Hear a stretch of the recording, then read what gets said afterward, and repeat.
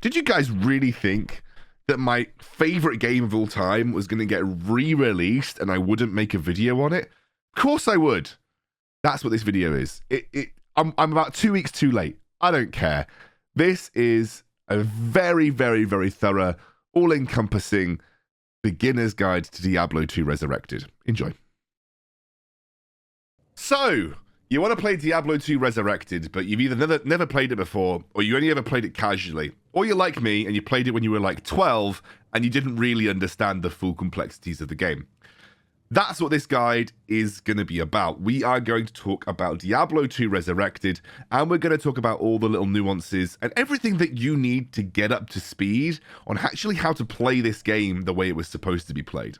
Firstly, it's worth noting that if you are not a complete noob, you kind of understand the basics of Diablo and you don't want to hear about characters, etc., there are timestamps in the description, and I'm going to break the timestamps into really basic stuff, medium level stuff, and more endgame level stuff.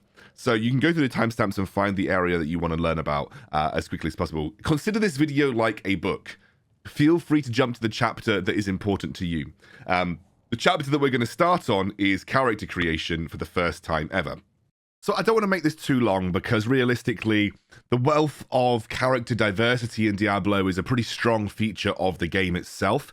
And you realistically could play any of these characters and have a good time. You know, it is really going to depend on what you want to do as a player. However, I'm going to give you some advice based on what I think you should do for your first character, based on what is generally accepted as the best way to play from scratch. There are two characters that work really well from scratch, and this is basically pending no outside influences, so you're not going to have friends that are going to give you gear, and you're not using any of the external gear trading websites, and we all know which ones we're talking about, JSP. We don't use any of the external gear trading websites to make our character as good as quickly as possible. So, the first of which is the Sorceress. This is the most popular first character in the game, primarily due to a single spell called Teleport. It basically allows you to do very quick runs of what we call MFing, which I'll go into in detail a bit later on, but it basically allows you to traverse through levels quickly, killing important bosses or monsters as quickly as possible, and the Sorceress also excels in area of effect skills. She's very good at clearing lots of monsters at once. Beyond that, also, she's plenty of control in her kit, and if you're playing an Ice Sorceress or a Cold Sorc, you are going to have access to a kit that is going to do a lot of damage for as little gear investment as possible, and really, especially if you're playing Cold Sorc, a lot of the damage comes primarily from the skills as well. So Cold Sorceresses are probably the most popular first character in the game because they're very, very strong at clearing bosses for very low gear investment. The other character that you sometimes see picked up as a first pickup is the Necromancer, mainly because the Summoning Necromancer is pretty equivalent to a Cold Sorceress in that you can clear a lot of content without actually having to have the gear to supplement that. However, a little bit slower in terms of getting to bosses. You do not have access to teleport, and so therefore it's mostly a playstyle thing. People like Necro because you don't have to do too much. Once you've raised all your minions, it's going to do the work for you. It's a little bit less hands-on, but with Cold Sorceress, you have to be a bit more hands-on, a bit more paying attention when you're doing your MF runs. However, you're getting the trade-off that it's quicker. Those are the two characters that I would recommend for starting players, and if you check the description below, I'm going to talk about the specific builds on these characters that I think are pretty good and that you should potentially follow. So this is my current Sorceress setup. She's level 84. I've got quite a lot of good items. I'll talk about them later. Now what we're going to talk about is leveling up. There are three main processes to leveling up, and you can choose any of them really depending on how you want to play the game. The first process is level up normally. Go through the acts, go through the quests, level up like it's a true first-time RPG experience. And that, for me, the first playthrough, if you've never played this game before, is going to be the most enjoyable way to play the game.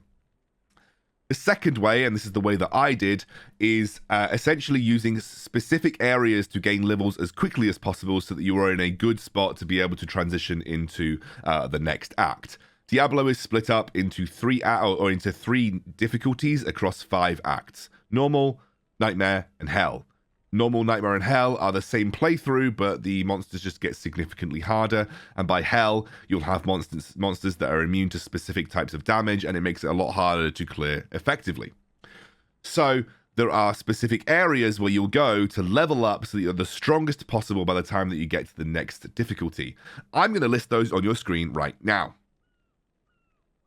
I'm not going to talk through them in detail. I will show you some examples of them later on. But what I'll say is that you'll be able to find runs or be able to find games that are doing these specific run-throughs so that you'll be able to gain as much experience as possible as quickly as possible. Just wanted to make a quick note about the text that you're seeing on your screen right here. If you Google D2 power leveling, you'll get a lot of articles that are jumping on the hype train of D2 Resurrected that are saying, and they're pasting something from the D2 wiki, which basically says, okay, really neatly laid out for normal, but then you get to Nightmare and it's just do Baal runs, and then you get to Hell and it's just do Baal runs. Baal runs are difficult to access if you haven't cleared the Ancients, and especially you're not going to be able to access them as soon as you get into Nightmare or as soon as you get into Hell. So what you can do when you join a new difficulty is go and look for cow runs and go and join cow run farming, because they are accessible as soon as you get into Act 1, mainly because the portals are usually opened in Act 1. You can essentially then run through all these cow levels and get a decent amount of experience, especially if there are 8 people in the level. You won't be doing much to kill the cows, very likely, but it'll be more than likely that you've got a crew that is able to clear them, especially in Nightmare, where it's a little easier. And that should get you enough experience to help you then progress your way through the acts, and then get towards the Chaos Sanctuary runs, which is where you go on to kill Diablo. So Chaos Sanctuary is the build-up towards Diablo. And Baal runs, which are very, very popular and very famous in terms of leveling, where you go on and kill the minions that Baal spawns before then going on to kill Baal. The third example is if you have friends. You need to have friends who have already completed the game or have a strong enough character to be able to do this, and it's called rushing. And rushing has 2 prongs, right? Either they'll rush you through they'll rush you through normal difficulty. You will then need to level up to level 20 to do the Ancients so that you can progress to Baal runs, and you can do that by using the second method that we talked about. Or they will use what's called an Ancients trick. And what this is that you join a game of someone that currently has the Ancients questline. They will help that person complete it whilst you're in the game. You will get the Ancients questline completed for yourself, and that will allow you then to go on to progress to Baal runs. You do this for normal and Nightmare, and then you go all the way through to Hell Chaos Sanctuary, which is the area that is in the lead up to killing Diablo, and then they will rush you through what is called Chaos Sanctuary runs, and the experience there from level 1 for some reason is absolutely ridiculous. And so you'll be able to get through to a high level just by getting all the way through to Hell Chaos Sanctuary, and you should be able to go from like level 1 to level 70 relatively easily by just getting rushed through those runs. It takes a bit more time, obviously, because Hell Chaos Sanctuary is a little difficult to clear, and what I would say is that at this stage in the game, I don't think there are many people that can effectively clear Hell Chaos Sanctuary by themselves, unless you're a really geared out Hammerdim. So just be aware that method is usually used later into the game when we are dealing with characters that are like your second or third. What happened to me is I had friends that were already high level. They rushed me through the acts. I then did method 2, which you see on your screen, which is leveling up by joining public games. And then I allowed them to rush me through Nightmare. And they weren't strong enough to rush me through Hell. So I just leveled up to the point where I was able to do Hell myself. Or I joined public games where they were completing specific quests. So there you go. Those are the 3 methodologies to leveling up in this game. So here is a good website called D2 Planner from Maxroll, and essentially it allows you to plan your character out. And this is what I'm going to use to show you the 3 builds for the characters that I recommended. Now, I'm playing a Sorceress, I'm playing a Cold Sorceress, and there are 2 major forms of Cold Sorceress that you can play. The first of which is called Orb Fireball Sorceress, or Frozen Orb Sorceress, or Meaty Orb Sorceress if you play the Meteor version. I personally don't like it as much, but it's up there if you want it. And there's also the Blizzard Sorceress, which is the one that I play. There are pros and cons to both, but I'm going to be completely honest with you guys. It's a playstyle thing. Frozen Orb plays very differently to Blizzard. Frozen Orb is a much more mobile, much more controlled skill. However, the range is a lot shorter, and you're going to have to put yourself in danger more often to especially do boss kills. Especially, for instance, Mephisto, which is a very popular farming location, which I'll show you later in the MFing section. It's a lot harder to do that consistently and more safely with Frozen Orb compared to Blizzard. However, Frozen Orb is much better, I think, at clearing smaller minions. If you're going to clear things like the Ancient Tunnels, which again, I will show you later, I think Frozen Orb is better for that. The benefit of the Frozen Orb or the Meteor Orb or the Fireball Orb build is that you also have access to dual elements. And in Hell difficulty, there are mobs or minions or monsters that have immunities to things like cold and fire, so therefore being able to mix between the two of them actually helps you massively when it comes to soloing content. I would say that Frozen Orb Fireball, or whatever you want to call this build, is the better build if you're trying to solo any and all content in the game. However, what you will find is that it will be a little slower when killing bosses and might not be as safe as the Blizzard pathway. However, this is what your skill trees will look at. You want to put 20 in Ice Bolt, 20 in Frozen Orb, you want 20 in Fireball, and then 1 in Warmth. You want 1 in Fire Mastery as well, so maybe take 1 out of Firebolt. 1 in Fire Mastery, because that boosts the damage quite significantly of your Fireball for just 1 point. You're going to want 1 in Telekinesis and 1 in Teleport. Now, there is some debate around Static Field. I would say, in general, Static Field is an incredibly useful skill. You spam it, and it reduces the current HP of the target that you're using on by 25%. It can actually really knock their HP down by a significant amount. However, and I say this with a big caveat, a lot of people are big Static Field, you know, like, what's the word I'm looking for? They really love Static Field. They're big enthusiasts of the skill. I have found it to be less useful when I get to Hell difficulty, mainly because you don't really want to be stood next to the boss spamming Static Field when you've got it, and most of the time, especially when you're playing Blizzard, for instance, your Blizzard's going to do a significant amount of damage anyway. For Frozen Orb, it may be worth putting a point in Static Field. You know, just because you are going to be a bit closer to the enemy, you can go in, you can spam it a few times and start using Frozen Orb. But you will find that I think this ability becomes less useful the further you go into Hell and the more consistent MF runs that you do. You don't want to put yourself in danger. 1 in Frozen Armor and 1 in Shiver Armor, and then you use Shiver Armor. There is debate as to whether this is important either, because really as an ice sorceress, you shouldn't be getting hit often. But what I would say is that Shiver Armor does massively improve your survivability when you're teleporting like crazy across a map, and it might actually buy you half a second extra to be able to teleport and get away from danger. So I do personally quite like it. Only 17 in Cold Mastery. There's a lot of explanations behind this. The reality is that the maximum minus percentage that's going to be effective versus any mob in Hell is minus 175%. So at 17 points, you should be able to get, essentially when you are maxed out with your end game gear, you're going to want to have... you'll basically be hitting that cap at about 17 points anyway. So 17 points is fine. You're still going to do a crap ton of damage with only 17 points in Cold Mastery, and it allows you to be branching out into Fireball a little bit more effectively. Oh, and very quickly, stats-wise, you're going to want the strength and dexterity needed for your items. The most important one is 156 strength for a Spirit Monarch, which is probably the most used sorceress shield in the game. And then everything else in Vitality. The reason being is that you don't really need mana, because towards the end game, you might have a Mercenary with the Insight Runeword, which gives an aura which regenerates your mana, or you're just going to have access to a load of mana pots, and really it's not that necessary. It's much better to improve your survivability by putting your points into Vitality, which is going to help you do, rather just help you get loads of health. The second Sorceress build is called Blizzard Sorceress. This is the build that I'm running right now. I think it's a little less gear reliant, and I think it's better with the pure skill points alone. However, to get it to its max potential, you also need to be a much higher level, which includes getting 20 points in Ice Bolt, 20 points in Ice Blast, 20 points in Glacial Spike, 20 points in Blizzard, and then you're going to want to have at least 1 in Warmth. You obviously want to pick up Teleport, and also you want to get Cold Mastery, and then on top of that, you might want those armors. They're not 100% necessary, but I do think they're nice quality of life additions to any Cold Sorceress build.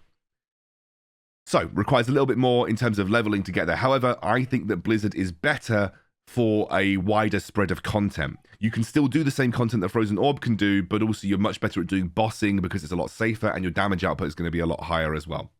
You can keep yourself at a much higher distance compared to Frozen Orb, and you don't put yourself in the firing line as much, especially when doing bosses. It's the build that I personally run. You'll see a lot of footage from it on this video. I do run and play Blizzard Sorceress because I think it's the most effective MFing, magic finding type of Sorceress build out there. And again, this is the skill tree. Oh, and same as the Frozen Orb, you want 156 strength to be able to use a Spirit Monarch, and everything else goes into Vitality for the reasons that I talked about. Same with the Frozen Orb Sorceress.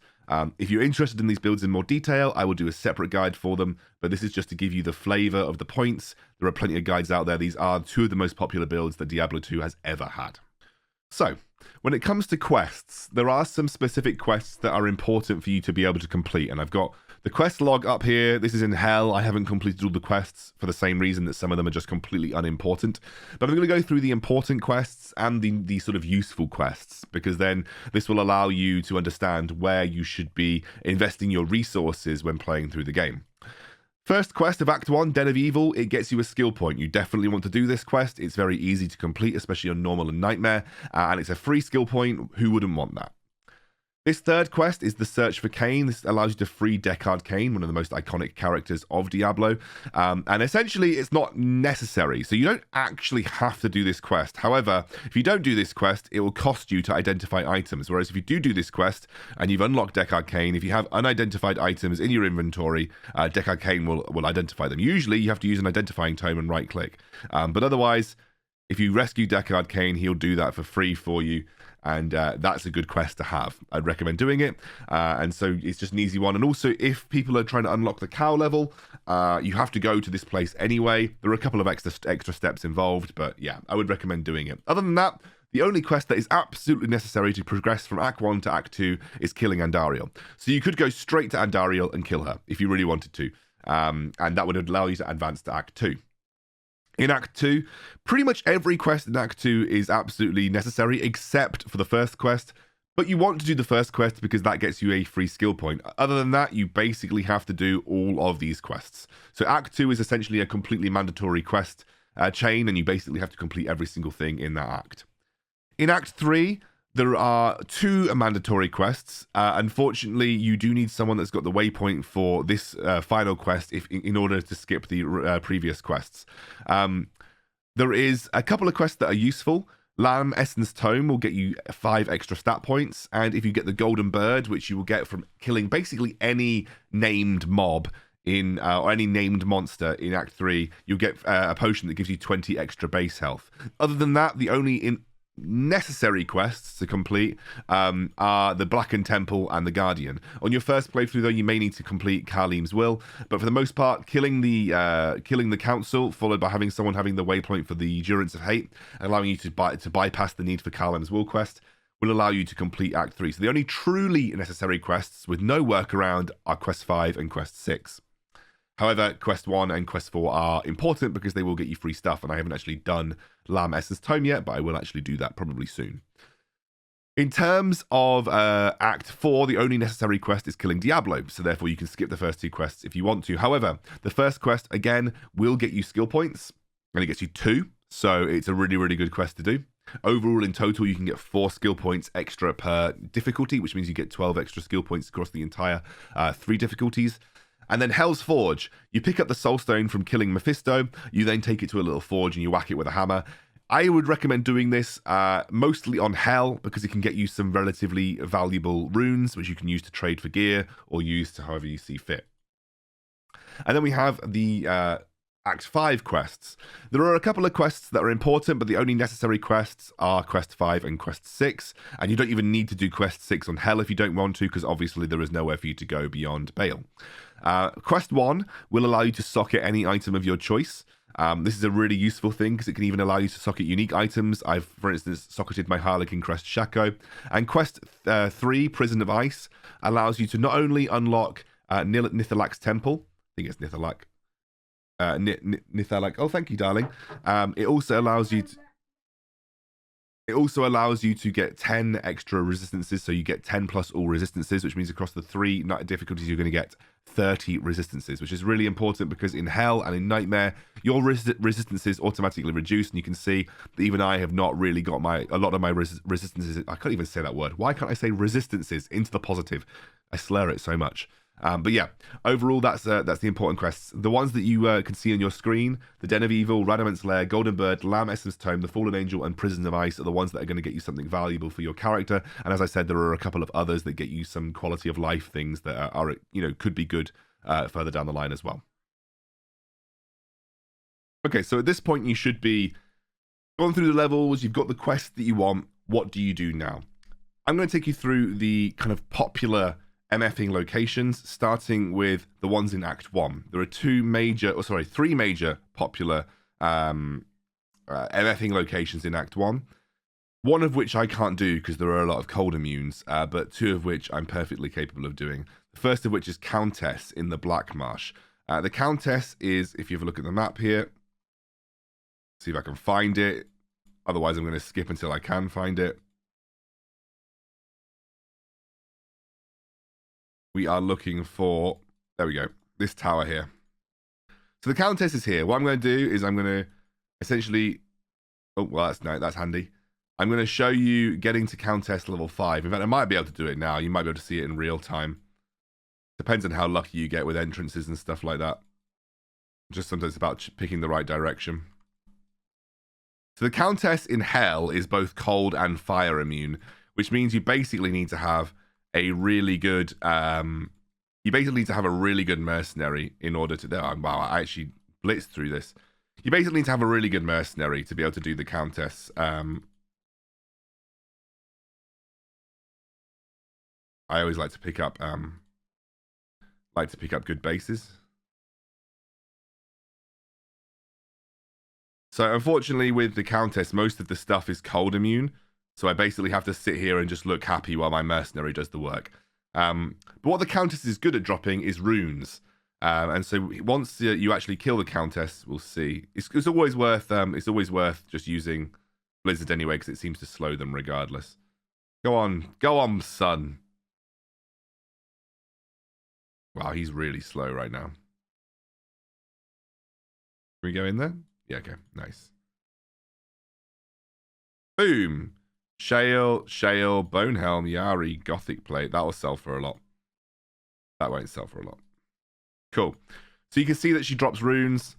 That was a Countess run. Unfortunately, as a cold Sorc in Hell, it's not particularly easy to do, mainly because, as I said before, it's cold and fire immune, but that's a Countess run.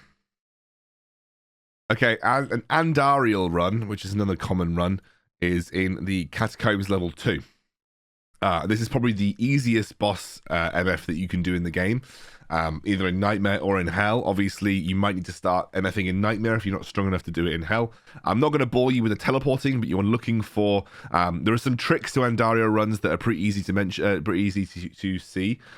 Essentially, you're looking for a specific tile set for the stairs, and you'll become very aware of what those kind of tile sets look like the more and more that you do Andariel runs, but I'm not going to bore you with the teleporting. I'm just going to get there. Okay, we're at the Catacombs level 4. I reckon that took me about a minute. And then Andariel is very simple. Just go around clearing out all the nuisance monsters. Probably want to clear... Oh, Jared Stones. The reason I pick up stuff like that is because it usually sells for a decent amount. And then here's Andariel.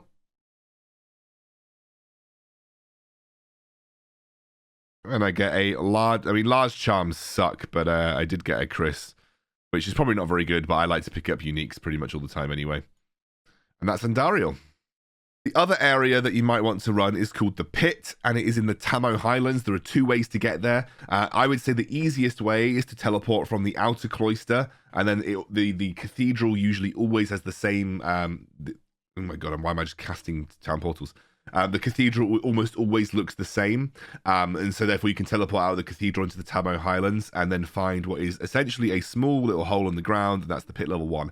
I'm not going to run it because there are cold immune monsters in there, and unfortunately I just suck at clearing the pit, but it is a very effective MF area. The reason being is that it has level 85. It's the highest mob area in the game apart from Bale, and it basically can drop any item in the game, although there is a much lower chance for it to drop a unique version of an item than you can get from clearing someone like Bale. There is still that feasible chance that you can drop any item in the game, and that's why people like running the pit as a source of MFing.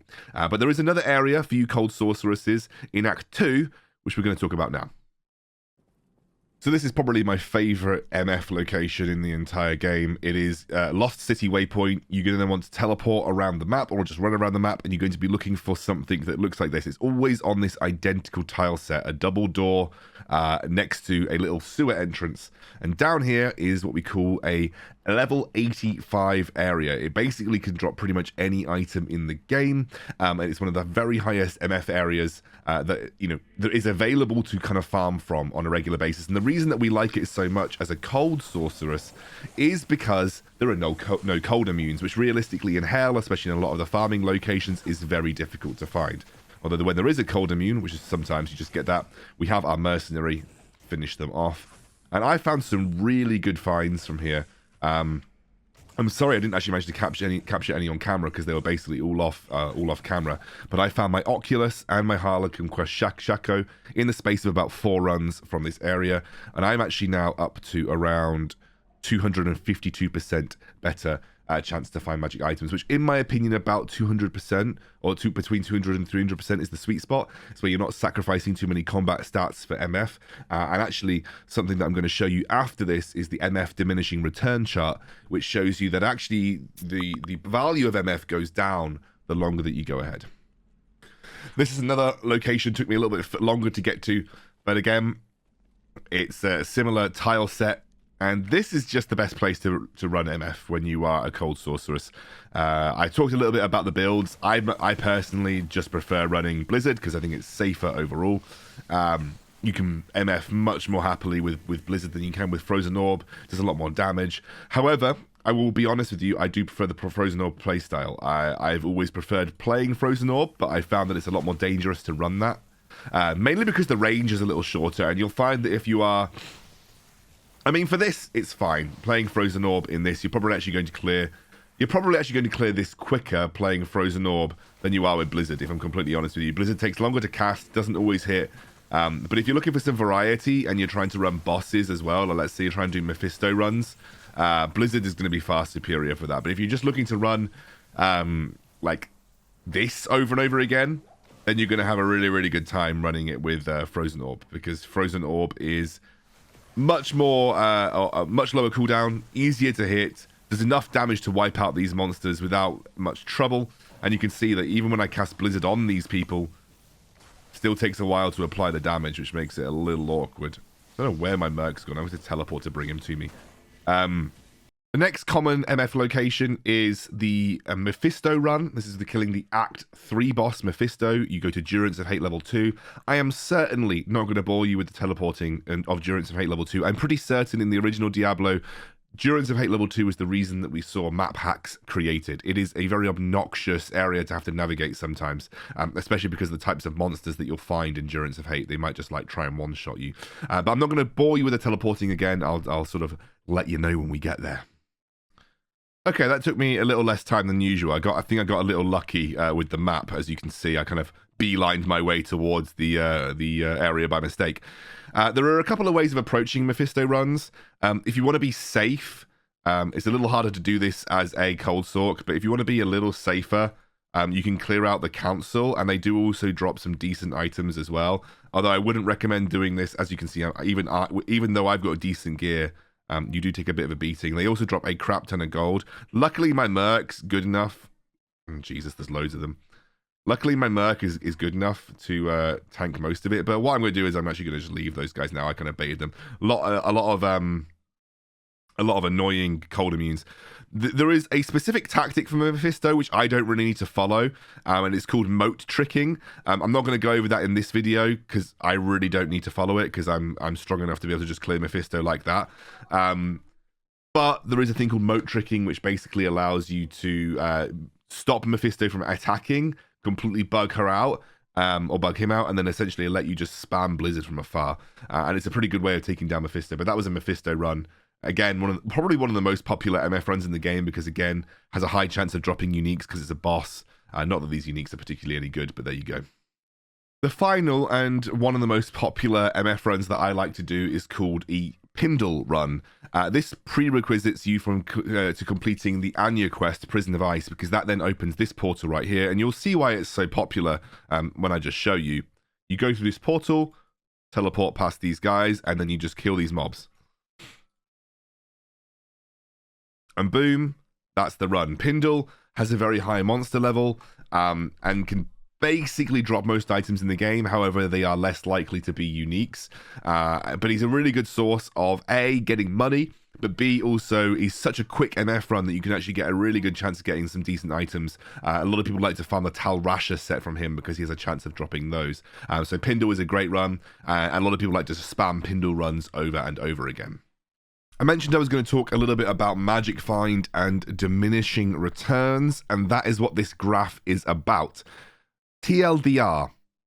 Magic Find scales linearly with magic items. So you are more likely to find magic blue quality items the more MF you get. However, rare, set, and unique items do not scale linearly and suffer from diminishing returns.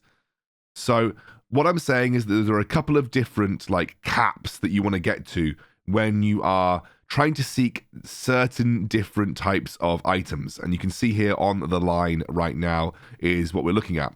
The best cap that you want to aim for, the point at which you're never really going to get any more value out of finding uniques, is about 250 magic find, which is what I'm at right now, and I don't really intend to go any further than that.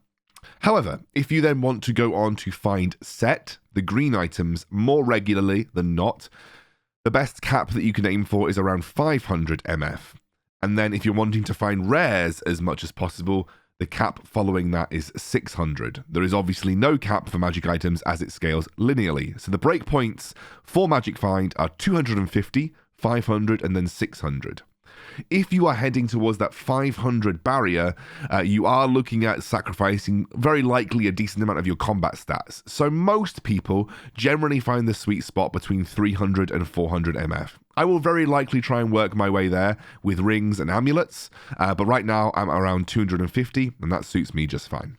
So there is a resource called gold in Diablo. Most of you will know that it exists. Clearly, you use it to buy potions, you revive your mercenary with it. You of course, you bloody revive your mercenary with it. And obviously buy scrolls and any other necessities from the vendors that you need with this resource. However, no one really trades items for gold, and it's not really used for anything outside of the NPC interactions in the game. But when you run out of it, it can be really bloody annoying. So this is a little section detailing how I go about getting gold. The first of which is what I call the hobo method.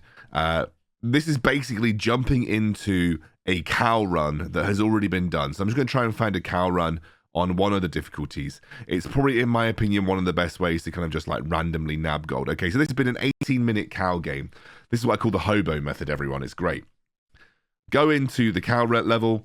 All the cows are dead. And then I'm going to go around looking for things that I can sell. Usually, what you're looking for to sell are things like Sun Spirit. That might sell pretty well. Actually, you should have a look at that. It's a single socket Sun Spirit. I don't know, that might not do too well. You're just gonna run around, and you can see other people do the same thing, by the way. And people actually do this as well to scour for items that may have just been not picked up. I know, Superior Warhammer, that might sell for a decent amount. Crude Embossed Plate might sell for a decent amount. There's some cows there. Superior Sacred Globe, that will definitely sell. Ooh, I just teleported on top of them. Get out of the way, cows. Okay. I don't really need to go into massive detail here, but okay, that's good enough. So I go through and be a hobo in a cow level, pick up some items, and you can see here, sells for 35k, bam. Sells for 24k, bam. Okay, the Warhammer sells. Usually weapons sell for crap all compared to armor and sort of the class-specific items. But bam, I just got a load of money that's going to be enough to buy potions and revive my mercenary and whatever. This is called the hobo method. I'm going to do the next method now, which I've been doing pretty consistently when I'm MFing. The next method that I like to use, I like to combine when I'm doing what are called Pindle runs, which I talked about in the magic find section. Just run over, and we just fire a stuff for Pindle. Unfortunately, this Pindle is immune to cold, but it doesn't matter. Heavy belt, cleaver, double axe. I pick up everything from Pindle. Oh, you get this little bug sometimes when you make games too quickly. Really? There we go. When you make games too quickly, that happens. And essentially, what you can do is you can go over to Mala, identify the items, and sometimes you'll get ones that sell for a lot, sometimes you won't. But either way, you get the items that you can sell for a decent amount of money. And then, if you want to store it, don't store it in your personal stash, because that, unfortunately, can be taxed if you die. Put it in your shared stash, and these can't be taxed. Shared stash can store up to 2.5 million or thereabouts. I'm just going to deposit this. Yeah, it can store up to 2.5 million. And obviously, you can just put it in your shared stash and you'll be golden. Cool. All right. So what are runes? It's probably a big part of Diablo, part of the reason people love Diablo so much. There are things called runes, and you can socket your items with them and they create rune words. Basically, runes do just that. Runes themselves are the trading currency of Diablo. In general, a lot of things are benchmarked against the relative rune costs. In the description, I will link a wiki page that outlines the runes that go from the least rare to the rarest. And in general, the further up that list, the harder they are to find, and the more rare they become, and therefore, the higher value currency they are.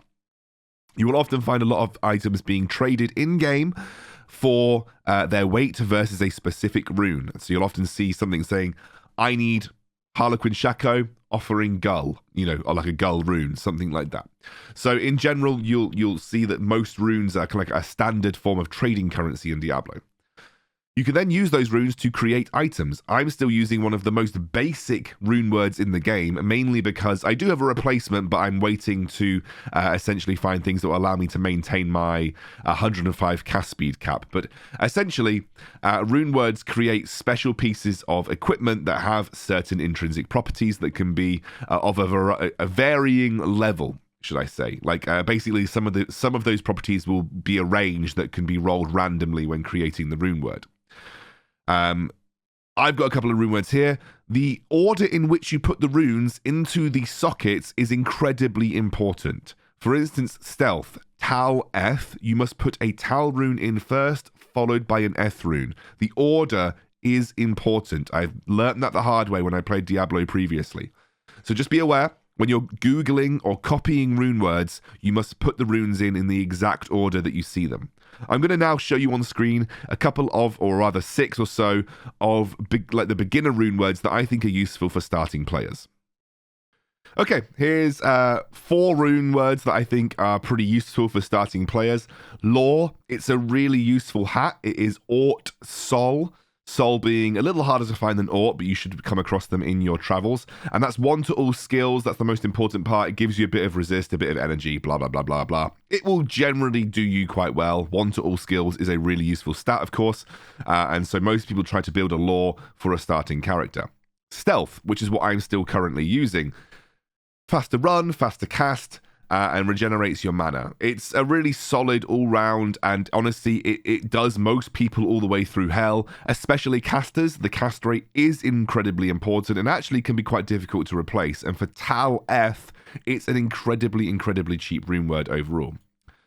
Some people like to upgrade to Smoke, which gives you all resistances, which is a good way of protecting yourself in sort of the later stages of the game. Smoke's a relatively solid rune word. It's basically there for those resistances. It just keeps you a little bit tankier. A lot of people like to put it on their Mercenaries, for instance, which we'll go through Mercenaries in just a moment. And then Rhyme. Rhyme is quite a nice, again, all resistance type shield. It doesn't give you any cast rate. It's much, much more inferior to a Spirit, which we'll talk about in just a moment, but it's a relatively solid starting rune word that a lot of people do like to use if you're using a shield. And finally, 2 more that I really like. Insight, Ral, Tier, Tal, Sol, all relatively low runes. I'm going to expand on this one a little more when we get to the Mercenary section, but it is a really nice a rune word to give your mercenary if you are a caster and you're mana dependent, mainly because it gives the meditation aura, which regenerates mana. Most people don't end up using this themselves. It usually goes on a mercenary, but it is probably one of the most popular mercenary weapons in the game. And probably the most popular rune word in the game for casters, maybe the most popular rune word all round. I would probably say it's definitely the most crafted rune word in the game. Spirit. Tal, Thul, Aurt, Am. 2 to all skills, faster cast rate. That alone is good, but it also gives you a whole bunch of other things, including vitality and extra mana and some resists. It's generally just an all-round amazing rune word. And if you are a caster or anybody that uses a shield, you can't go wrong with Spirit. Thoroughly recommend that you try and craft one of these ASAP. And they're also worth a decent amount once you're able to craft a good one. If you can craft a good one with 35% cast rate, you're looking at a Spirit that's worth a lot more than the runes that you actually put into it. So yeah, generally a pretty good rune word to try and pick up. Let's now talk about mercs or mercenaries. In general, mercenaries are absolutely 100% necessary in Diablo 2. There are very few builds that don't use a mercenary, mainly because Act 2 mercenaries, the ones that you hire over here from Grease, have these auras that can benefit you in many different ways. The mercenary that I would recommend as a sorceress is the Nightmare Act 2 Holy Freeze mercenary, mainly because it automatically freezes nearby enemies and adds cold damage to your attacks. But in general, the most important part is that it automatically freezes and slows nearby enemies, which is great when you're randomly teleporting and you teleport on top of a mob and then they're all instantly frozen or slowed, So it's really, really important to have this just when you're teleporting around different places. But overall, as well as that, I've got this guy equipped out with a Lionheart, Tower Rush's Herodic Crest, and an Insight. The Insight is the important part. That's the one that gives me the mana regen aura. And you can see he actually does a crap ton of damage as well. He does nearly 3,000 damage, which is great when I'm clearing out places that are immune to cold in hell difficulty. So in general, mercenaries are really important. You'll be able to Google guides of what mercenaries need for your specific build, but you should try and equip your mercenary with as much stuff as possible to ensure that they're high on defense, high on resistances, and it's quite nice to have life stolen per hit as well. One of the things that you will work towards eventually with mercenaries is having a good attack speed. There are certain attack speed breakpoints that are important for mercenaries because it allows them to just basically become invulnerable. But those are quite complicated, and don't worry too much about them for the moment. We can discuss those in another video. One of the biggest questions that you're going to get asked, and one of the biggest questions that needs answering when you're starting Diablo, is how do I know when something is good? Like, how do I know when something's worth selling? How do I know when something's worth keeping? Etc, etc. That's a very difficult question to answer, but what I'm going to do is I'm going to link some resources in the description below that should help you analyze and kind of understand the important things that you're looking out for. What I would say is, if you're ever in doubt, you can identify a unique item. I generally pick up all unique items. I know which ones are bad and which ones are good, but you can go to Google and you can sort of basically say, is this worth anything? And you'll find resources to see if it's worth anything or not.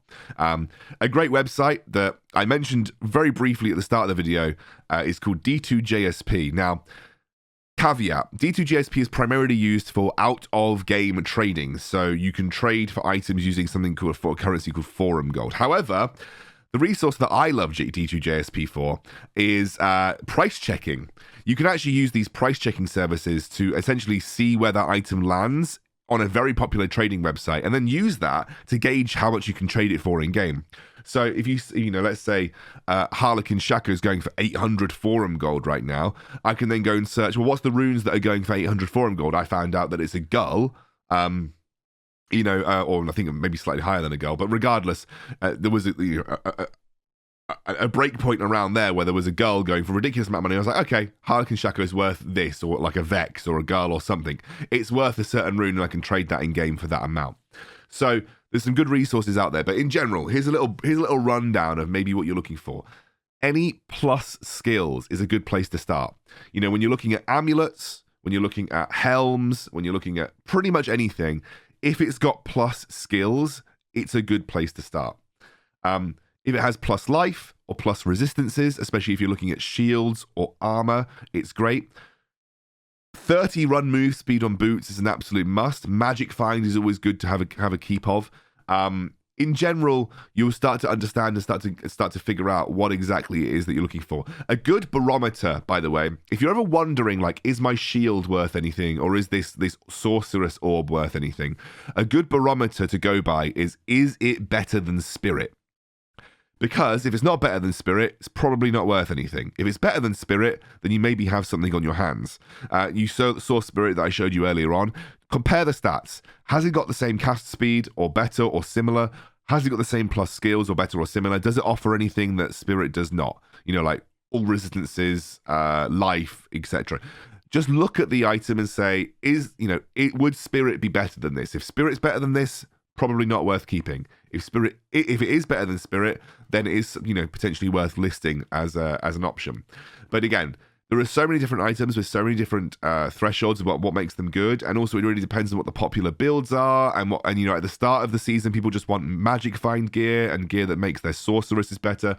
But as the rest of the season goes on, gear that's more specific to PvP and gear that's more specific to like super endgame crazy builds are like, they become more popular. So at the end of the day, there isn't a simple answer to that question, but I will link you some resources in the description below that are a good read and can help you kind of figure out exactly what is worth keeping and looking into, because it's not only just magic, rare and unique items. Some white item bases are worth a crap ton because they are used for Runewords. For instance, this ethereal colossus foulage, it's worth a load because, you know, people want to make these for their mercenaries, and if it's ethereal, mercenaries don't lose durability on their items, and so you just get a load of free damage for your mercenaries. So just worth keeping that in mind when you're thinking about assessing items. But again, resources in the description. Go and read them. After you've read them, you'll have a better idea of what you're looking for when it comes to items.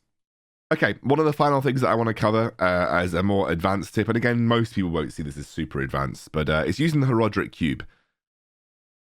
There's some basic recipes that I'm going to cover. I won't be able to show you all of them, but I will talk you through them. 3 of any type of the same gem will give you the next upgrade. I've got a couple of flawless ones that I want to turn into P gems here. Like that. So that'll give you your perfect gems. 3 of the same rune type up to a certain point, and then you have to start adding other things, will give you the next upgraded rune, as you can see. So it's the same thing for that.